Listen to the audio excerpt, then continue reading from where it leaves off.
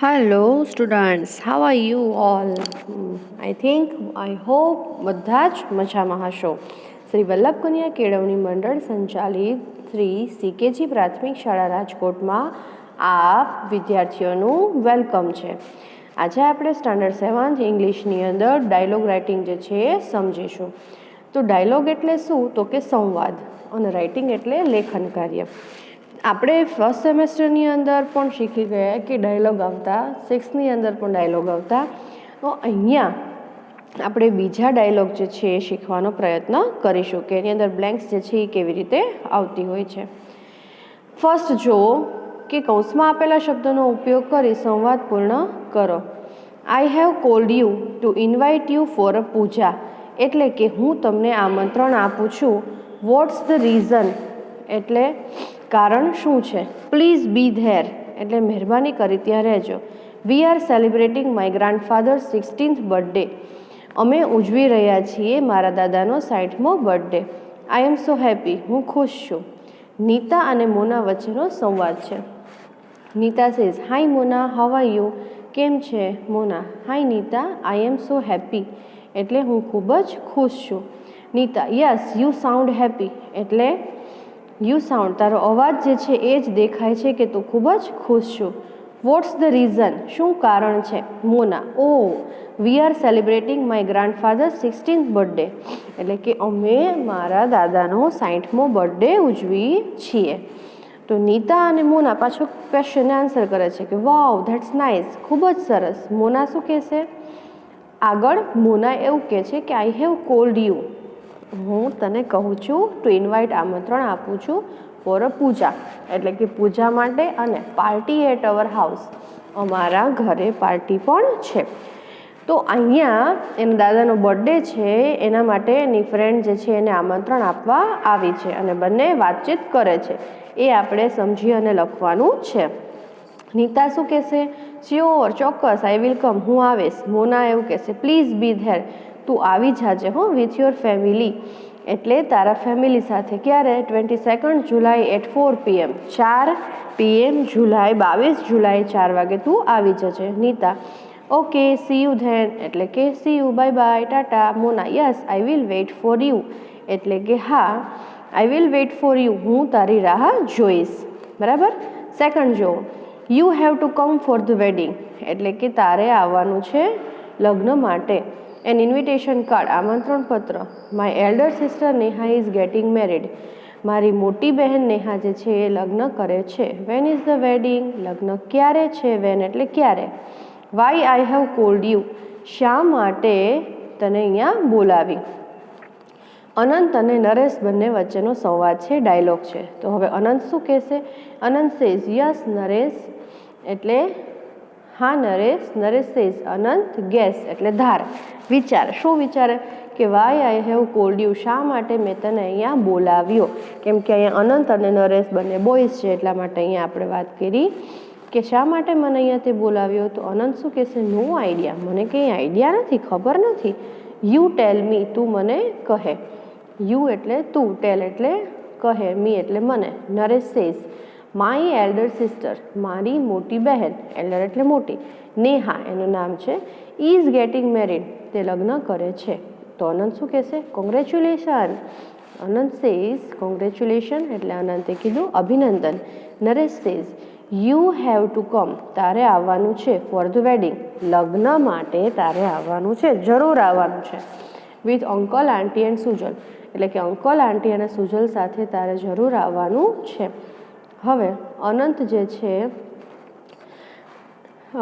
એવું કહેશે sure we will all કમ, ચોક્કસ અમે બધા જરૂરથી આવશું. વેન ઇઝ ધ વેડિંગ લગ્ન ક્યારે છે. Naresh says, it's on 16th December, I will send you an invitation card એટલે કે તે 16 ડિસેમ્બરે છે, હું તને મોકલીશ. વિલ એટલે મોકલીશ, સોરી થઈશ, હોઈશ એવા અર્થમાં છે, ફ્યુચર ટેન્સ. અને સેન્ડ ઇન્વિટેશન કાર્ડ આમંત્રણ પત્ર હું તને મોકલીશ. Anant says no problem. Naresh says see you then. Anant see you. બરાબર. આ હતા આપણી વચ્ચે ડાયલોગ રાઇટિંગ એટલે ડાયલોગ સંવાદ પૂર્ણ કરો. હવે તમને અહીંયા 2 સમજાવ્યા છે, 3 જે છે એ તમારે જાતે લખવાનો પ્રયત્ન કરવાનો છે. તો એ તમને સમજાવું છું એટલે તમને જાતે લખતા આવડશે. હાઉ ઓલ્ડ ઇઝ હી એટલે તે કેટલા વર્ષના છે. નો હી ઇઝ માય નેબર ના તે મારા પાડોશી છે. ગુંજન્સ ફાધર ઇઝ અ ડૉક્ટર ગુંજનના પપ્પા ડૉક્ટર છે.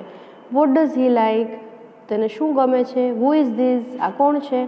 તો અહીંયા ફ્રેન્ડ અને યુ એટલે કે મિત્ર છે અને તું છે એ બંને વચ્ચેનો સંવાદ આપેલો છે. અહીંયા ફ્રેન્ડ ક્વેશ્ચન આપશે તો યુ ધીસ ઇઝ ગુંજન આ ગુંજન છે તો પ્રશ્ન શું પૂછશે. હુ ઇઝ ધીસ આ કોણ છે તો કે this is Gunjan friend. Is he your brother શું તે તારો ભાઈ છે તો એને શું કહેશે. નો હી ઇઝ માય નેબર ના તે મારો પાડોશી છે. ફ્રેન્ડ ખાલી જગ્યા you he is 12 years old તો એના માટે પ્રશ્ન શું આવશે. હાઉ ઓલ્ડ ઇઝ હી તે કેટલા વર્ષનો છે 12 yearsનો. ફ્રેન્ડ ખાલી જગ્યા યુ હી લાઇક્સ મ્યુઝિક તો એના અંતર્ગત પ્રશ્ન શું આવશે કે એને શું ગમે છે. તો વોટ ડઝ હી લાઇક તો કે he likes music. What is Gunjan's father ગુંજનના પપ્પા તો કે Gunjan's father is a doctor. Okay તો અહીંયા પહેલું તમે જુઓ કે હુ ઇઝ ધીસ પછી ઇઝ યોર બ્રધર તો કે no he is my neighbour second પહેલું પછી અહીંયા બીજું આવશે પછી હાઉ ઓલ્ડ ઇઝ હી એટલે આ જે છે એ 3rd નંબર આવશે હાઉ ઓલ્ડ વાળું બરાબર.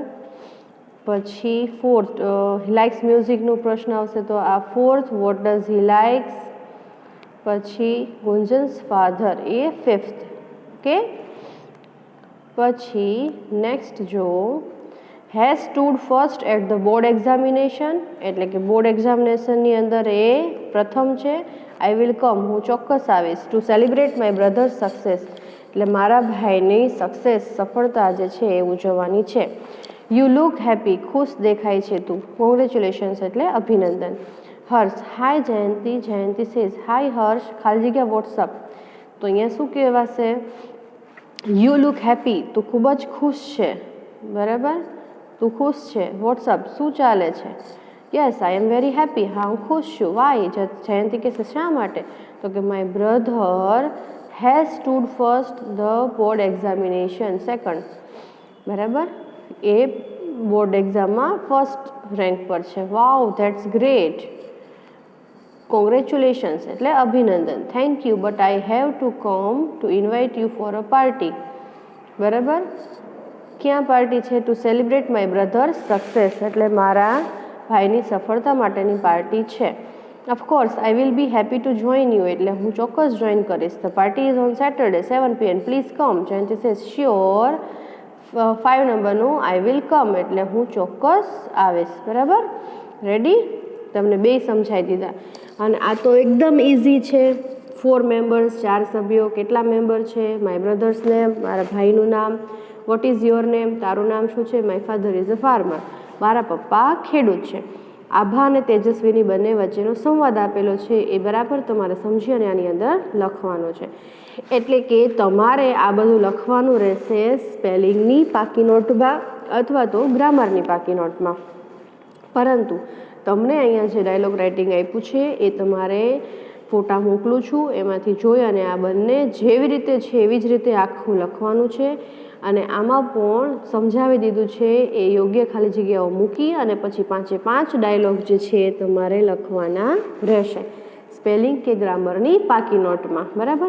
અને આપણે આ પ્રેક્ટિસ કરીએ છીએ કે આપણને ઇંગ્લિશના વાક્યો જે છે એ ગોઠવતા અથવા તો બનાવતા આવડે કે પેપરની અંદર ગમે ત્યાંથી ગમે તે રીતે પૂછાય તો આપણે લખી શકીએ.